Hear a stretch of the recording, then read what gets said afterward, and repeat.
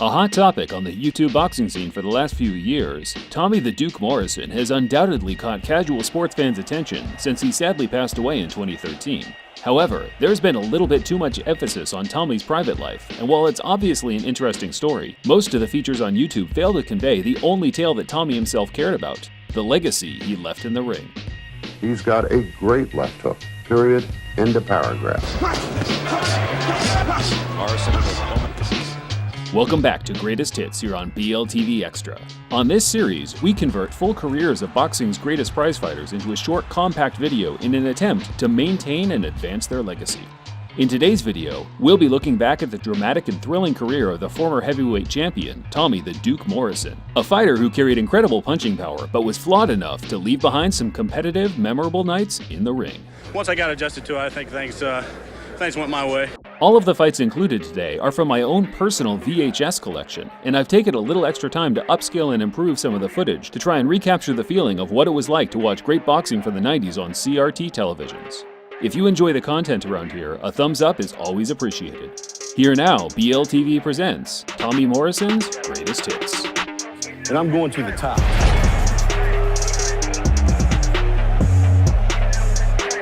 After building up a record of 14-0 with 12 knockouts, ESPN started featuring Tommy Morrison as the main event of Tuesday night fights. Morrison working over his man on the ropes here and getting the best of it.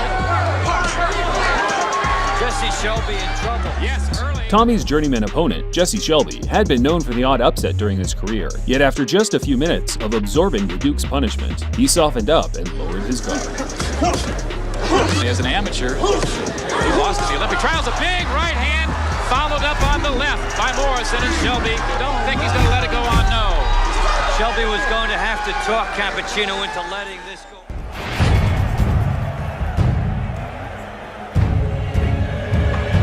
Not many people know that Tommy's older brother Tim was a journeyman boxer competing during the Duke's rise. Tommy made it his mission to put a beatdown on every man that defeated his brother, and that started with Rick Ennis, who had multiple teeth punched out during a vicious assault in the first round. Hey, how we doing, all right? Well, I didn't even have a chance to say it when we spoke with Rick Ennis this morning. He said, I got to stay away from that left hook. No, but he was really blocking the left hook. There's an uppercut, and that's probably going to be it. That's all. It's over. That's it. Well stopped by Mills Lane. Forget everything else. One thing about this bout, the left hook of Tommy Morrison is getting shorter and more compact every time he boxes, and that's, to me, is more important than anything else. There's a lot of things we need to improve on, but this is step one.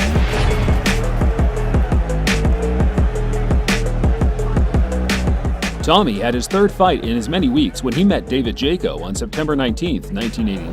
Took this fight on ridiculously short notice. I mean, really short notice. Yeah, I mean, he was sitting around the pool this morning, I think. Yeah. Jaco, an experienced journeyman that held a win over Donovan Razor Ruddock, failed to test young Tommy whatsoever, lasting a mere 27 seconds before the infamous left hook came crashing home.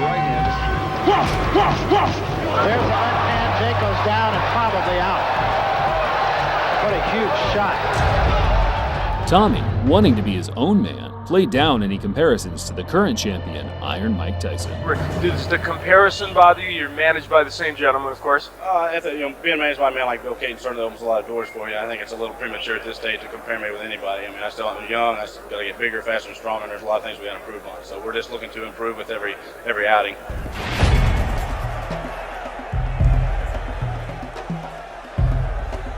There was a growing crowd in attendance as Morrison's role as Tommy Gunn in Rocky V had casual fans excited for the Arkansan's real-life professional career. The young protege, and here he is in real life, and he lands a left and has the opponent protecting himself or trying to against the ropes. His left hook at this point was recognized as one of the most fearsome punches in the sport. Yet with 5 seconds to go in the first, a clear message was sent that we weren't dealing with a one-handed fighter. Hurry at 227 pounds. Big right hand.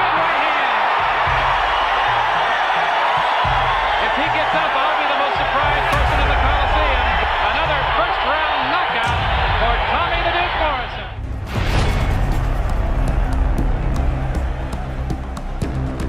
I'm strong. I'm in top shape. I'm weighing 210, and I feel better. I feel real good. I'm in top shape and confident.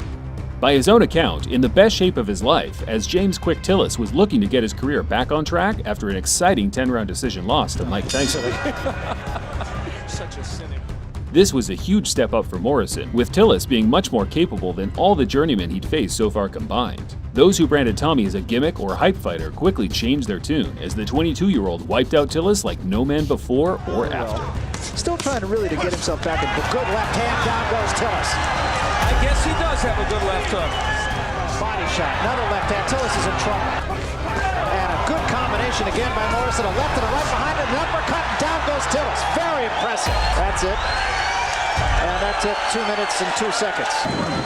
But we get the point. Yes.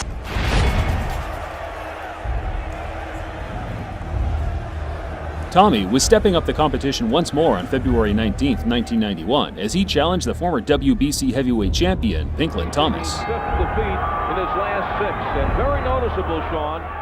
Some big falls, and there's that wicked... Thomas, an aging fighter that had forced hard-earned victories from the likes of Holyfield and Bowe in recent years, decided enough was enough after just 3 minutes against Tommy, struggling to move from his stool after absorbing some brutal body shots. They did not even have to examine him. It was Thomas waving it off. He says that's it.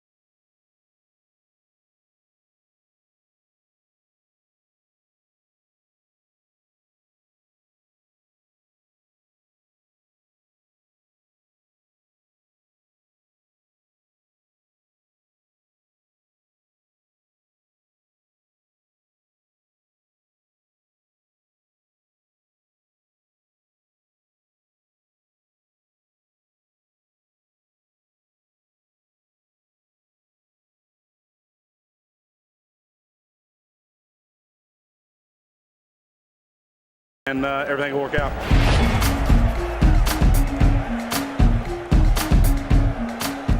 Once considered a prospect of note, Kimuel Odom fancied his chances of crushing any future title hopes Tommy may have had. So I'm going to go in there and knock him out. I'm going to throw the uppercut, I'm going to throw the right hand, I'm just going to bombs away.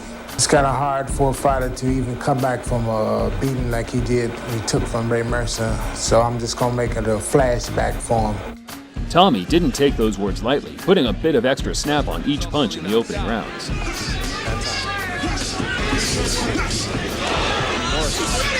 Cheeks. And there's another big left hand that staggers Odom. Just fast. I'm not exactly good, though. That's the way you draw it up. How Odom got up from that, I'll never know, but it meant little in the grand scheme of things as he got his nose broken the next round. Odom just has no leverage. And that's it. This time it probably is well stopped. Now it is well stopped.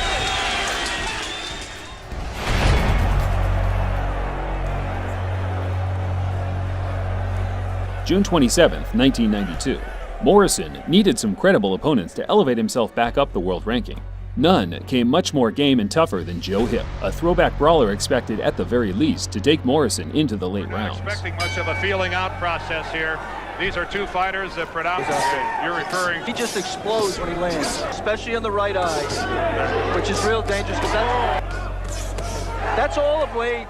After getting thoroughly outboxed during the opening rounds, Hip broke Morrison's jaw after a sustained attack in the fourth, leveling out the contest and leading to some unforgettable action to follow. Really, as big as he is not a power puncher, Dan. He's really kind of an arm puncher. Oh, great uppercut by Morrison. And the first one we've seen. Oh, and a right to the chin puts Joe Hip down. From a man who's supposed and a good right hand by Hip, Alex. Hip bleeding from the mouth. Oh, and Tommy Morrison, a double right hand. And Joe Hip better protect himself. He is clearly, another left hand from Joe Hip. Oh, and another good combination. Hip started racking up the rounds and Tommy appeared to be running out of gas. Yet, you can never count out a man that carries the firepower. And that's how it gets cut. You can't fight with your mouth open. Oh, a good right hand by Morrison, and that hurts Joe Hip. Joe Hip is in trouble. Joe Hip is down. A right hand from Tommy Morrison staggers Joe Hip. And Tommy Morrison summons some power today, and it saves him in the ninth round. Yeah. You know, I couldn't, right in the second round, I broke my jaw and I hurt my right hand in the fourth round. One of the reasons that I moved around and managed the jab. So we learned two things today, and that's face adversity and be able to overcome it. And also we got some rounds that we needed to learn to keep our mouth shut. So there's a lot of learning experience come out of this fight. Looking forward to some of the next fight. I think I learned a lot from this. Joe Hip is one of the hardest punches I've ever fought. Very tough guy, very courageous, and I take my hat off to him.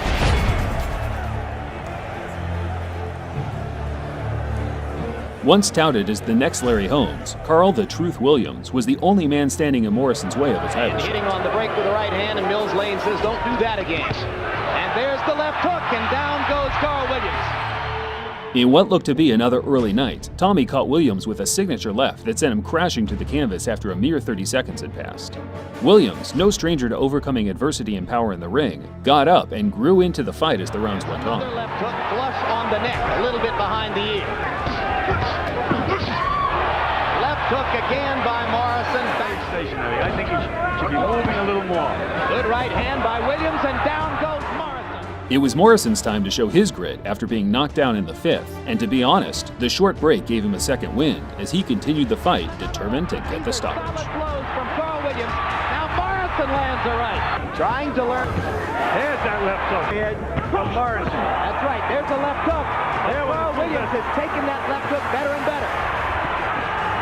And now Carl's a little wobbly. And there's another left hook.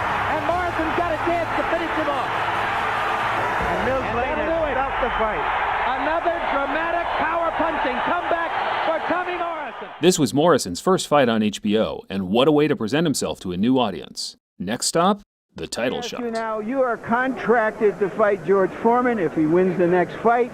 Do you want that fight? Do you think you're ready for a championship fight? Not only yes, but hell yes.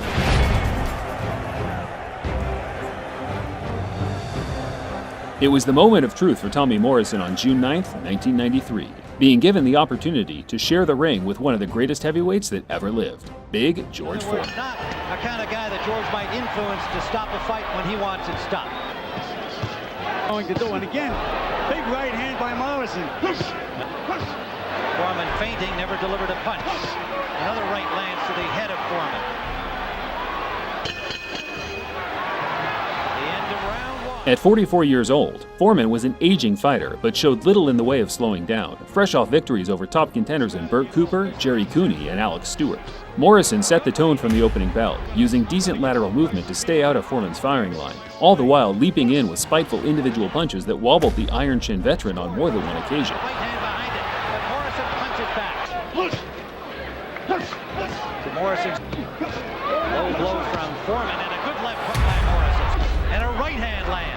Morrison was no stranger to gassing out late on in fights, and Big George did his best to capitalize on it. But his effort was to no avail, as Tommy put every last breath into achieving his lifelong dream, putting on a boxing clinic along the way and earning a lopsided, unanimous decision. Hook by Tommy Morrison, combination.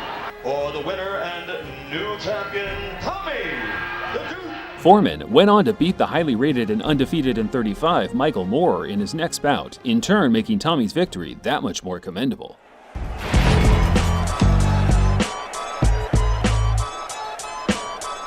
Post-Foreman, Tommy's career took a downward slope and he lost his title to Michael Benz in a huge upset. Most of his fights from 93 to 95 have been poorly preserved, likely due to their insignificance. Yet, the Duke's last victory at world level was a memorable one, squaring off with his power-punching counterpart, Donovan Razor Reddick. Two difficult bouts, had a shot against Lennox Lewis. Their fight several years ago was against Lennox Lewis. I was going to remind people of the nice uppercut by Reddick. Oh, there goes Morrison! With the amount of force these two could generate, it was only a matter of time before someone hit the canvas. Tommy quickly returned the favor just a few minutes later, and from there on, it seemed whoever landed cleanly was gonna be the victor. Razor Reddick and then go to the body as he does there. Really does it. Morrison should use it. Good uppercut from Morrison. Comes back. No, he's got Reddick hurt. You hurt him with the left hook. Razor Reddick is hurt now. Good body combinations by Morrison. Last round to go. Now he is forcing Morrison back. That uppercut may have stung Morrison. There's a hook by Reddick, and it may have hurt Morrison. Big left hook! Down goes Razor Reddick! He will not do it. Oh my, it's over. A fitting punch to end, where we feel sums up his greatest hits. That left hook really was one of the standout punches in boxing history. Heavyweight champion, Tommy, the Duke. It's genuinely upsetting that Tommy's life and career ended the way it did. I find myself watching back his full career every now and then, and I get as much enjoyment out of it today as I did all those years back. I'm just thankful that his choice of profession was boxing, a very enjoyable career to watch. I also respected Morrison as a person. The way he openly rejected the White Hope title spoke a lot about his personality and how he wanted his legacy to be remembered. He was a respectable opponent also, never caught up in trash talk or pre-fight antics, and that hasn't been forgotten by the men he shared the ring with. George Foreman, in particular, often sharing his fond memories of that night that they went toe-to-toe. I'm going to get off first and beat him to the punch. We had a left hook, was really a murderous hook, and I was scared then. I'm only frightened this time. Low blow from Foreman and a good left hook by Morrison. Two good left hooks by Tommy Morrison, and George didn't move.